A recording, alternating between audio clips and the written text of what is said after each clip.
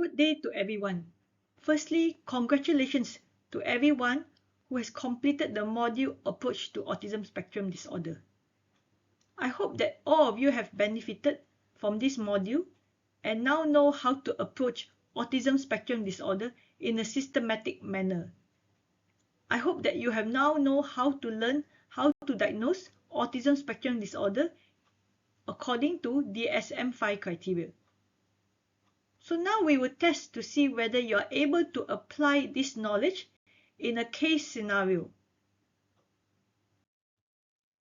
A is a 5-year-old Chinese boy who was referred to primary clinic for behavior issues. He has changed kindergarten 3 times, and according to his teachers, the teachers will mention that he will disturb other students and cannot follow command. He cannot do things by himself and even in the group. He doesn't care about his surroundings and like to hum by himself. So what other salient information would you like to get? Think about it a few minutes and write down on a piece of paper what are the important informations that you need to get in order to get a differential diagnosis. Think back on what you have learned in that module. What are the things that is relevant that you need to ask? The other salient information that you would like to get based on the history is that is there any rigidity in behavior, interests, or activities? Is there any repetitive behavior, flapping of hands, tapping, humming? Is there any abnormal movements? Any hypersensitivity or hyposensitivity to sensation such as touch, sounds, or textures? And play history is very, very important. How does he play with his other peers of same age? Does he play with them? Does he offer to play with them? Does he want to join? Is there any turn taking? Because at his age of 5 years old, he should be able to learn to take turns when playing. And of course, do not forget about the risk factors for ADHD, autism, or any global developmental delays. Birth history, neonatal history, and family history are relevant information that you would like to get. And of course, do not forget to get a thorough developmental milestones. Is there any delay in language component, gross motor, fine motor?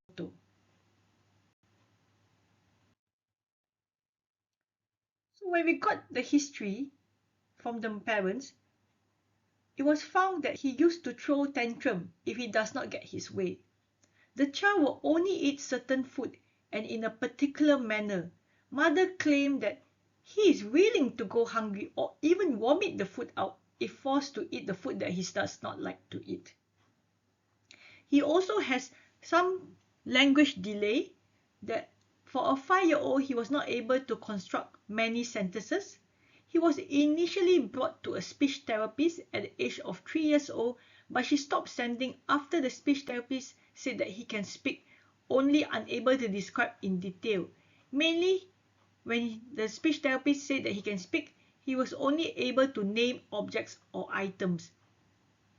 The language did improve more at 5 years old when he was managed by a private occupational therapist this year, with the eye contact improving. There was no obvious abnormal movement, but the mother noted that whenever he plays, he likes to hum by himself. Mother also noticed that he sometimes tapped his fingers together.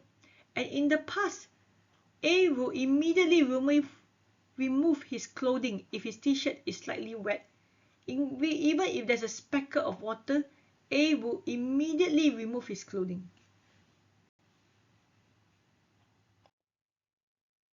Birth history. A was born via emergency LSCS due to PPRM at 32 weeks with a birth weight of 1.72 kilo. He required BiPAP and CPAP for 1 week and was followed up at hospital S till 2 years old. The growth and developmental milestones at that time were appropriate to age. Subsequently, He was then fully followed up at Hospital S but lost follow-up later. Mother is unsure if MCHEC was done at Hospital S as she didn't bring the child to the primary care clinic. It was mainly fully followed up at the Hospital S. Hearing and vision assessment at birth was normal. For developmental milestones, gross motor and fine motor were found to be appropriate to age. As for speech, language and hearing, in terms of expressive language, A started to talk one meaningful word at 2 years old, slightly delayed, not able to narrate, tell stories or events despite prompting by the parents. In terms of receptive language, A can understand multi-step instructions according to the mother, but these instructions are usually the common instructions that she has been repetitively telling A to do so. In terms of social skill, self-care, the child was able to dress, undress independently, toilet train, and even indicate if he needs to go to the bathroom. He was able to brush his own teeth, feed by himself, and even wash his hands and brush his own teeth. However, for play, it seems that A does not like to play with his brother, who is 8 years old, and does not want to play with other peers of similar age, as well as share toys with other peers of similar age. In terms of medical and surgical history, this was a preterm delivery via emergency LSCS, and he was in NICU for 2 weeks, requiring BiPAP and CPAP. There was no consanguinity, no family history of autism, no family history of neurological disorders, developmental disorders, epilepsy, learning disorders, or intellectual disorders. He is the youngest. He has one elder brother who is 8 years old. Both parents are currently 42 years old. They studied up to tertiary, university level. They are white-collar profession. A is taken care by the babysitter who picks him up from the kindergarten. So far, A has been to 3 kindergartens.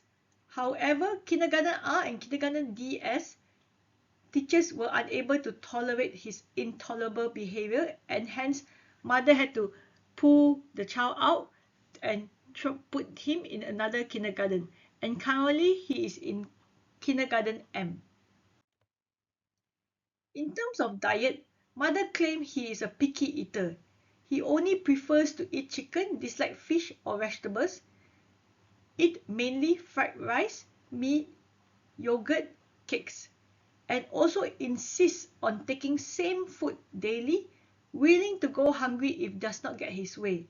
Mother and babysitter tried to force feed, but when they did so, A will vomit the food. Mother even tried to experiment by putting his favorite food, chicken, and trying to introduce new food, fish, side by side, but he will push the fish away.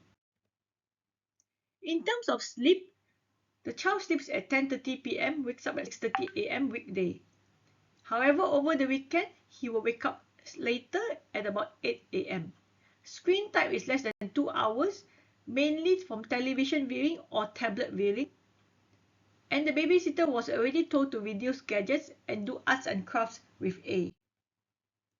So from the relevant salient information, together with the birth history, the family history, medical history, diet history, sleep history, what are your differential diagnoses?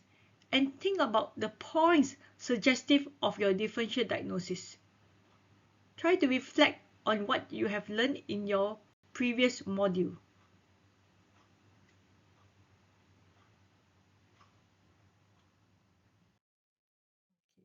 So I hope that you have come into a few differential diagnoses with some points to suggest of your diagnosis. Please go through it with whatever you have written on a piece of paper. So the first differential diagnosis is autism spectrum disorder.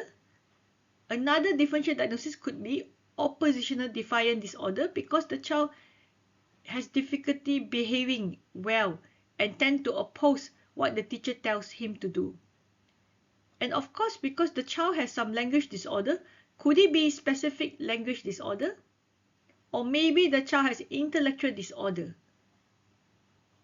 Or could it be ADHD?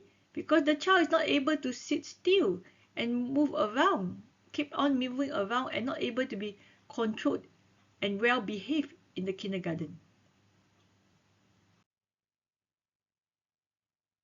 So before you come into the diagnosis, let's look for the relevant physical examination findings to help to rule out secondary causes of any developmental delay. Write down what you will look for. Reflect on what you have learned in the previous module.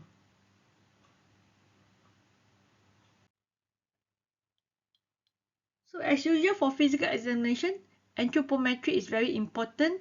Any neurological or syndromic features, do a proper thorough neurological examination including reflexes, tone and power. Developmental mouse assessment can be done by using Denver chart or other developmental assessments that you are familiar with.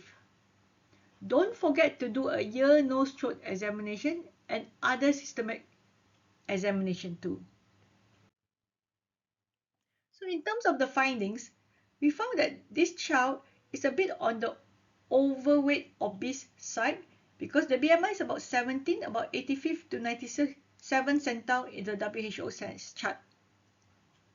There's no dysmorphism or neurocutaneous stigmata features, and the whole time during the consultation, the eye contact was avoidant eye contact and needed prompting before even responding to his name being called. Other systemic review was unremarkable, including the neurological examination and the ear, nose, throat examination.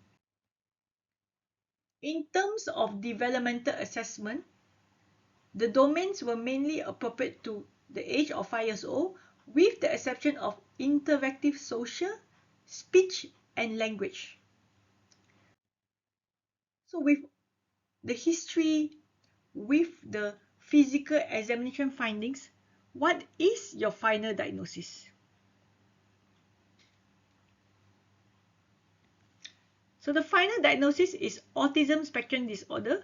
I hope that most of you have come into that diagnosis with the points suggestive of more to autism spectrum disorder compared to the other differential diagnosis. Having said that, you still need to make sure that you have ruled out the secondary causes, but looking at the physical findings that's mentioned in the previous slides, it does not look like the child has genetic or neurological syndromes or any syndromic syndromes, which means that there is not necessary to do further in blood investigation or any other investigations to rule out secondary causes of autism spectrum disorder.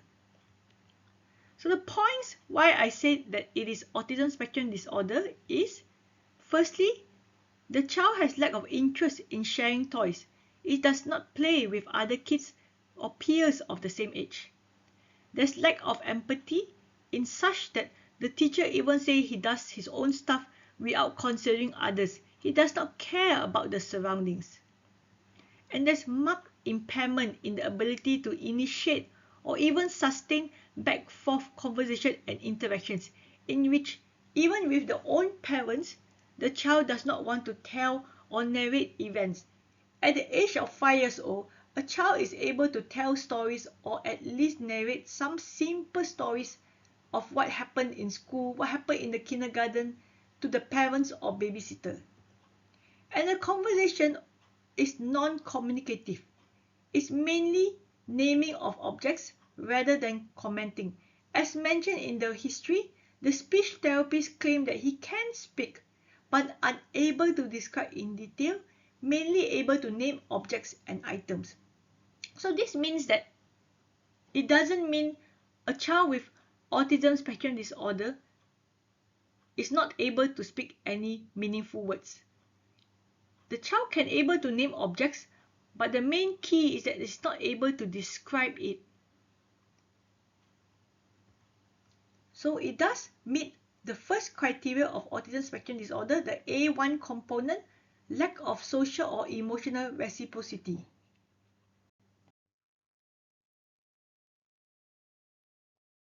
Secondly, the child has avoidant eye contact. So that means that it has met the criteria component for A2, marked impairment of non-verbal communication.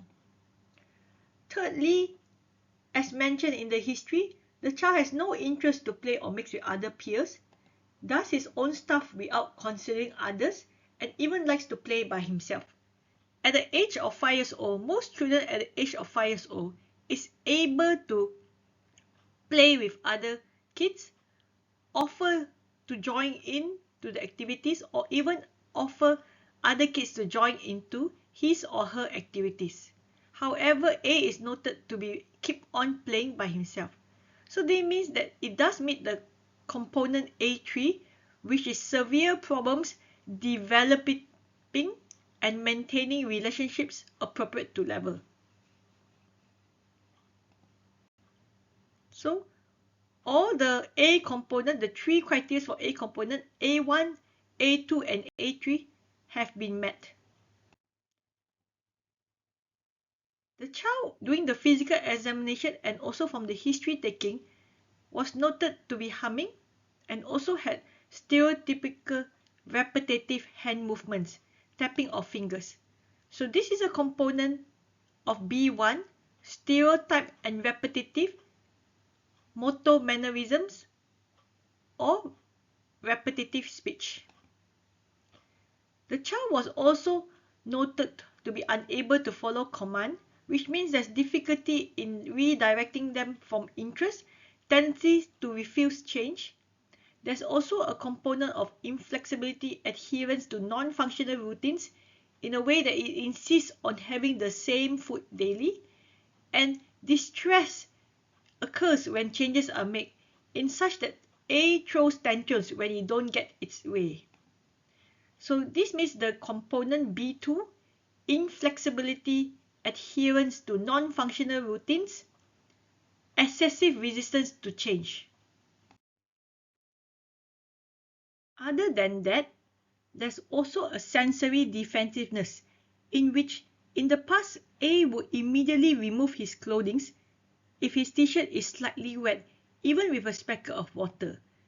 This means there is a component of B4 which is unusual interest in sensory aspects in environment or hyperreactivity to sensory input. This means that A has met all the 3 out of 4 B component in DSM-5 criteria. Other than meeting component A and B, A has also met the component C and D and E to meet the full criteria DSM-5 criteria for autism spectrum disorder. In terms of component C, there is functional impairment in which the child has been to 3 different kindergartens.